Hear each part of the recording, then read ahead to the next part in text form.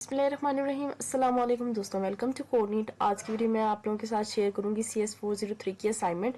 तो वीडियो के अंदर क्लास में देखिएगा ताकि कोई भी इंपॉर्टेंट स्टेप आपका मिस ना हो। पूरा प्रोसेस आप लोगों के साथ शेयर करूंगी कि इस क्वेश्चन में क्या कहा गया, इसको सॉल्व कैसे करना है। तो वीडियो के अंदर क्लास में देखिएगा।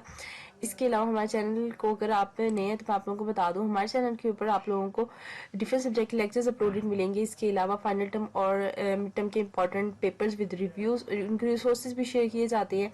व्यू के असाइनमेंट और GDP with proper solution share की जाती है। अनाउंसमेंट और लेटेस्ट अपडेट भी आप लोगों को साथ टाइमली अपडेट किया जाता है। इसके अलावा क्विजेस की वीडियोस भी बनी हुई हैं जो आपके लिए हेल्पफुल होंगे। पोल सेक्शन में डिफरेंट सब्जेक्ट के पोल्स भी क्रिएट किए गए जो आपके लिए बहुत ज्यादा हेल्पफुल होंगे। अगर आपने ये पोल्स एप्लीकेशन के फॉर्म में चाहते हो तो इसका भी लिंक डिस्क्रिप्शन में दे दिया जाएगा, आप लोग वहां से जाकर एप्लीकेशन को इंस्टॉल कर सकते हो। एंड इसके अलावा अगर आपने हमारा व्हाट्सएप ग्रुप ज्वाइन करना है, व्हाट्सएप चैनल ज्वाइन करना है तो उसका लिंक भी डिस्क्रिप्शन में दे दिया जाएगा, आप लोग वहां से जाकर हमारा व्हाट्सएप ग्रुप और चैनल दोनों ज्वाइन कर सकते हो।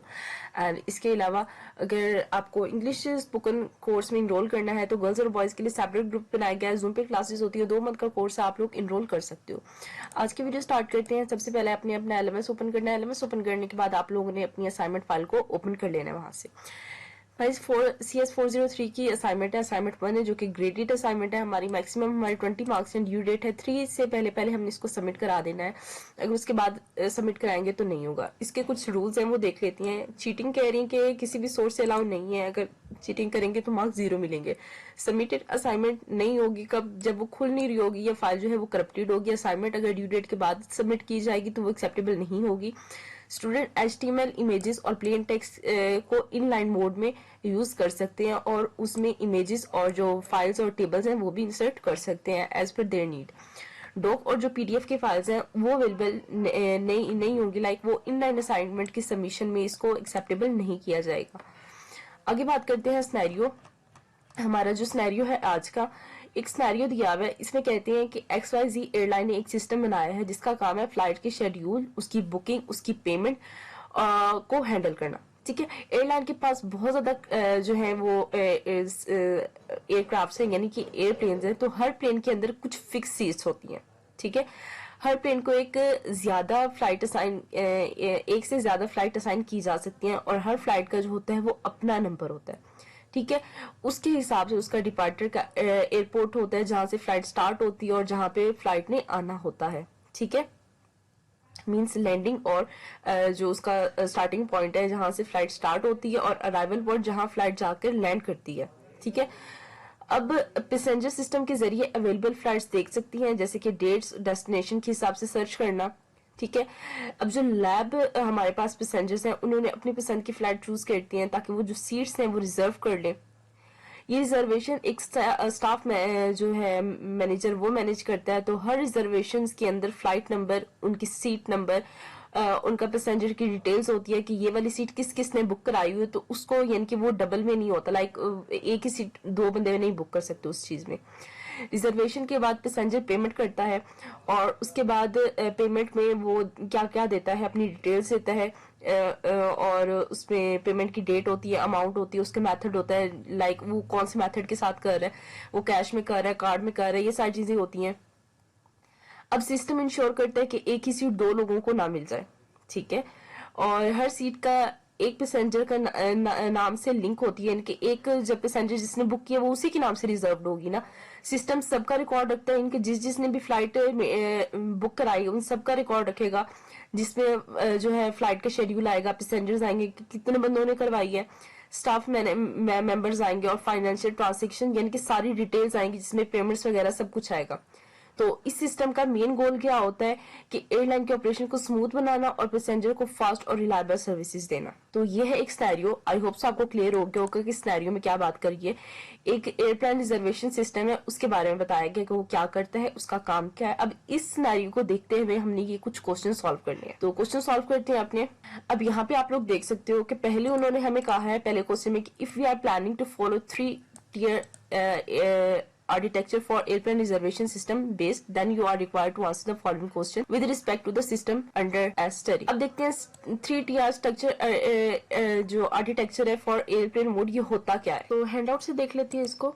यहाँ पे आप लोग देख सकते हो 3 लेवल आर्किटेक्चर है हमारे पास। एक एक्सटर्नल है, एक कॉन्सेप्चुअल है, एक इंटरनल है और एक हमारे पास फिजिकल डाटा है ऑर्गेनाइजेशन में। ठीक है, अब जो हमारे पास एक्सटर्नल लेवल होता है वो प्रेजेंटेशन लेयर होती है। ठीक है, जहाँ पे यूजर इंटरेक्ट कर सकते हैं, जो यूजर देख सकती है, जो काम कर सकते हैं। कॉन्सेप्चुअल लेवल क्या होता है, जहाँ पे कॉन्सेप्चुअल स्कीमा होता है। इंटरनल लेवल क्या होता है, इसको एप्लीकेशन लेयर भी कहते हैं, लॉजिकल लेयर भी कहते हैं, जो सिस्टम के अंदर होता है, जिसमें लोडिंग होती है, प्रोसेसिंग होती है। और लास्टली होता है हमारे पास डाटाबेस लेयर, जिसको हम इंटरनल व्यू कहते हैं। ये डाटाबेस और जो स्टोरेज है वो सारी मैनेज करती है, इनकी डाटाबेस का लेवल होता है। ठीक है, अब इसमें से वो कह रही है कि हमें जो एक्सटर्नल व्यू है, कि जो यूजर को इंटरेक्ट करते हैं, हमने उसको लिस्ट करना है इस सिनेरियो में से और उसको आइडेंटिफाई करके हमें बताना है। सेकंड पार्ट है इसका, कहते हैं कि एक एग्जांपल दे हमने प्रैक्टिकल लाइफ की, एक डाटा इंडिपेंडेंस की, और दूसरी में एग्जांपल दे कंकरेंसी कंट्रोल की। कौन सी, इस सिनेरियो के अंदर, ये जो सिनेरियो हमने पढ़ा है इसके अकॉर्डिंग हमने बताना है। ठीक है, इस क्वेश्चन को पहले सॉल्व आउट कर लेते हैं। अब ये हमें कहते हैं, ठीक है, ये हमारा 304 की असाइनमेंट है। कहते हैं 3 tier structure of aeroplane reservation system का हमने बनाना है, किसमें, एक्सटर्नल व्यू में। उन्होंने भी कहा कि हमें एक्सटर्नल व्यू में बनाना है, तो हमने यहाँ पे एक्सटर्नल व्यूज लगा दिए। प्रेजेंटेशन लेयर हमने स्टार्ट कर दिया यहाँ पे, क्योंकि उन्होंने मांगी भी हमसे एक्सटर्नल व्यू है। तो यहाँ वो लोग या यूजर्स आते हैं जो डायरेक्टली सिस्टम को यूज करते हैं, यूजर ऑफ द सिस्टम। अब यहाँ पे आते हैं पैसेंजर्स। पैसेंजर्स कैसे करते हैं, वो फ्लाइट सर्च करते हैं, रिजर्वेशंस बनाते हैं, पेमेंट्स को कंप्लीट करते हैं। स्टाफ मेंबर्स और बुकिंग एजेंट्स आते हैं, वो क्यों आते हैं, वो फ्लाइट्स को मैनेज करते हैं, बुकिंग्स को मैनेज करते हैं, सीट्स असाइन करते हैं, असिस्ट करते हैं पैसेंजर्स को, उनको चीजें बताते हैं, उनको बताते हैं कैसे क्या करना है, उनको सारी असिस्टेंस प्रोवाइड करते हैं। एडमिनिस्ट्रेटर और मैनेजर क्या आएंगे, ओवरसीज सिस्टम ऑपरेशंस होती हैं ये, यानी सिस्टम मॉनिटर करते हैं, रिपोर्ट चेक करते हैं और रिकॉर्ड्स मेंटेन करते हैं, फ्लाइट शेड्यूल बनाते हैं, ये सारे काम होते हैं। तो ये जो यूजर हैं ये असेस करते हैं सिस्टम थ्रू यूजर इंटरफेस, जो कनेक्ट करते हैं एप्लीकेशन और डाटाबेस लेयर को। ठीक है, सेकंड में उन्होंने कहा था कि डाटा इंडिपेंडेंस की हमें एग्जांपल दे दो। तो जो ये ऊपर जो इसकी प्रैक्टिकल एग्जांपल है डाटा इंडिपेंडेंस की, ये कि एक सपोज करने की एक सिस्टम है हमारे पास, डाटाबेस का जो स्ट्रक्चर है उसमें चेंज करने के लिए। तो पैसेंजर का जो एड्रेस है उसको हमने रिनेम कर दिया पैसेंजर लोकेशन के साथ। ठीक है, तो लेकिन पैसेंजर या स्टाफ का इंटरफेस जो फ्रंट एंड में है उसमें तो कोई चेंज करने की जरूरत नहीं है ना, यानी डाटाबेस का जो स्ट्रक्चर है वो बदलने के बावजूद भी जो यूजर है उसका इंटरफेस सेम काम कर रहा है। ये होती है जो डाटा इंडिपेंडेंस, यानी उसमें चेंजिंग करने के बाद भी ना उसमें कोई इफेक्ट नहीं पड़ता, वो बिल्कुल स्मूथली काम कर रहा है जैसे वो पहले कर रहा था।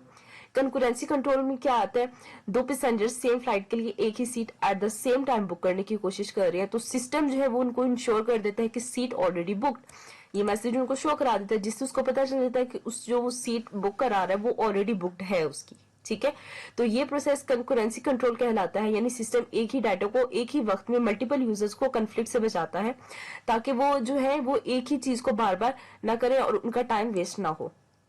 सेकंड क्वेश्चन है हमारा, वो कहती है हमने एक सीआरएम टेबल बनाना है टेबुलर फॉर्मेट के अंदर, जो एयरप्लेन रिजर्वेशन सिस्टम बनाए, आइडेंटिफाई करें और उसमें से एंटिटीज एक्सट्रैक्ट करनी है, हमने उसके एट्रीब्यूट्स निकालने हैं। कहाँ से, ये जो हमें सिनेरियो दिया हुआ है इसमें से हमने एंटिटीज भी निकालनी है और एट्रीब्यूट्स भी निकालने हैं। इंस्ट्रक्शंस देख लेते हैं, वो कहती है सीआरएम टेबल हमने बनाना है लेक्चर 6 में जो हमें बताया हुआ है, और आइडेंटिफाई करना है इन एट्रीब्यूट्स को गिवन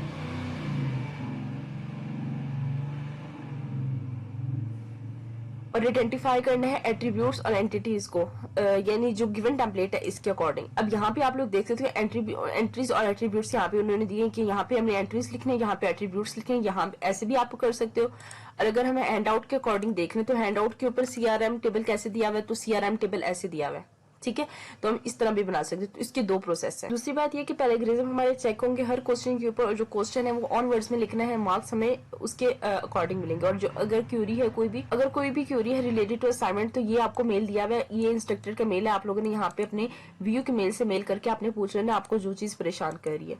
तो अब इसका सेकंड पार्ट देख लेते हैं, वो कहते हैं सीआरएम टेबल बनाना है। तो सीआरएम टेबल क्या आइडेंटिफाई करते हैं एंटिटीज और their corresponding attributes use in the airplane reservation system. Entities यहाँ पे हमने बतानी है, यहाँ पे एट्रीब्यूट्स बतानी है। यहाँ से हमने एंटिटीज उठाई है उसी सिनेरियो से जो हमने सिनेरियो दिया हुआ है। यहाँ से हमने स्टाफ मेंबर्स क्यों उठाए, पहले पैसेंजर देख लें कि पैसेंजर क्यों उठाया है। तो ये एंटिटी इसलिए चूज की है क्योंकि सिस्टम का जो मेन यूजर है वो पैसेंजर होता है, तो उसका डाटा जैसे कि उसका नाम, उसका जो कॉन्टेक्ट नंबर है, उसका जो ईमेल एड्रेस है, तो ये सारी चीजें जो उसका रिकॉर्ड है वो जरूरी होता है ताकि जो बुकिंग है, जो कम्युनिकेशन है, उससे दोबारा से कांटेक्ट करना इजी हो जाए। स्टाफ मेंबर्स स्टाफ सिस्टम का वो हिस्सा होता है जो पैसेंजर्स की बुकिंग और फ्लाइट मैनेजमेंट करता है। इसलिए स्टाफ की आईडी, उसका नेम, उसका रोल, उसका कॉन्टेक्ट नंबर रखना जरूरी है ताकि जो मालूम हो कि किसने जो रिजर्वेशन है वो हैंडल किया, लाइक किसने वो बुक किया हुआ है। नेक्स्ट है हमारे पास एयरक्राफ्ट। तो ये एंटिटी हर एयरप्लेन की डिटेल्स रखती है, जैसे मॉडल और जो टोटल सीट्स हैं वो। ये इसलिए जरूरी है ताकि सिस्टम को पता हो कि किसके लिए एयरक्राफ्ट में कितनी सीट्स हैं और कौन सा जो है वो फ्लाइट में यूज हो रहा है। फ्लाइट्स किस लिए, ये फ्लाइट जो एंटिटी सिस्टम का कोर पार्ट होता है क्योंकि इसमें डिपार्चर और जो अराइवल्स होते हैं, यानी उनकी जो टाइमिंग्स और जो एयरक्राफ्ट की डिटेल्स होती हैं, इससे सिस्टम को पता चलता है कि कौन सी फ्लाइट कब आनी है और कब जानी है और कब वो आ रही है और कब वो जा रही है। रिजर्वेशंस क्या होती हैं? रिजर्वेशन वो लिंक होते हैं जो पैसेंजर्स को फ्लाइट से कनेक्ट करवाते हैं। ये बताता है कि जो सीट्स हैं वो बुक कब की हैं और किसने की हैं, और इसमें स्टाफ की आईडी भी होती है, उसको दिखाया जाता है। जो बुकिंग है उसकी, यानी कि बुकिंग के जो स्टाफ है उसकी हर एक चीज बताई जाती है कि किसने बुक किया है, आईडी नंबर, उसका booking date, staff ID mention, सब कुछ। और जो पेमेंट है ये इसलिए चूज की गई है ताकि जो सिस्टम है हर ट्रांजेक्शन का रिकॉर्ड रखे कि किस बुकिंग की पेमेंट हुई है, कितनी अमाउंट दी गई है और किस डेट पर किस मेथड से दी गई है, वो कैश के साथ दी गई है, वो कार्ड है, वो क्या चीज है। तो ये 6 एंटिटीज इसलिए चूज की गई हैं क्योंकि ये इनसे पूरा जो एयरप्लेन रिजर्वेशन सिस्टम है तो वो कवर हो जाता है। और पैसेंजर बुकिंग करता है, स्टाफ मैनेज करता है, एयरक्राफ्ट जो है फ्लाइट में यूज करता है, फ्लाइट शेड्यूल करती है, और जो रिजर्वेशन है वो लिंक बनाता है, जो पेमेंट और ट्रांजेक्शन है वो रिकॉर्ड रखता है। ठीक है, तो एक तो प्रोसेस ये है कि आप इस तरह भी बना सकते हो। ठीक है, और दूसरा जो आपके हैंडआउट्स में दिया गया है वो आप इस तरह भी बना सकते हो। जो आपको ये इसमें मेंशन किया गया कि आपने इस तरह बनानी है तो आप इस तरह भी बना सकते हो। हमने यहाँ पे अपने एंटिटीज लिख दी और यहाँ पे नीचे एट्रीब्यूट्स लिख दिए अपने। ठीक है, और यहाँ पे पैसेंजर आईडी में जो जो चीजें आएंगी वो आपने यहाँ पे मार्क कर लेने। ये थोड़ा डिटेल हो जाएगा लेकिन आपकी जो क्वेश्चन है उसमें यही बोला गया कि आपने यही करनी है। तो total seats, flights ID, flight number, एक ये ऑप्शन है आपके पास के एट्रीब्यूट्स आपने इस तरह लिखने, और एक दूसरा ऑप्शन ये आप लोगों के पास, आप इस तरह भी लिख सकते हो। तो ये ऑप्शनल आप लोगों के पास, आप जैसे इसको करते हो। तो ये थी आज की वीडियो। आई होप सो आपको अच्छी लगी होगी, बाकी आपको समझ भी आ गया होगा कि आपको असाइनमेंट कैसे करनी है। बाकी एंटिटीज आप लोग अपने आप से भी बना सकते हो, खुद से बना सकते हो। इसको डिफरेंट करके आप लोगों ने लिखना है, सेम नहीं लिखना। बाकी best of luck your for next assignment. इंशाल्लाह आपकी नेक्स्ट असाइनमेंट भी बहुत जल्द हम आप लोग को अपलोड करके दे देंगे। और बाकी दुआ में याद रखिएगा और best of luck for exams, क्योंकि मिड टर्म्स भी आने वाले हैं तो उनकी भी तैयारी बहुत अच्छे से कीजिएगा। और CS403 के लेक्चर्स अपलोडेड है हमारे लेक्चर के चैनल के ऊपर, तो वो भी आप लोगों ने लाजमी जाके विजिट करनी है। आई होप सो वीडियो आपके लिए बेनिफिशियल होगी। बाकी फ्रेंड्स के साथ भी शेयर कीजिएगा और ग्रुप्स में भी शेयर कीजिएगा ताकि आपके साथ साथ उनकी भी जो प्रॉब्लम्स हैं वो सॉर्ट आउट हो जाए। Best of luck, Allah Hafiz.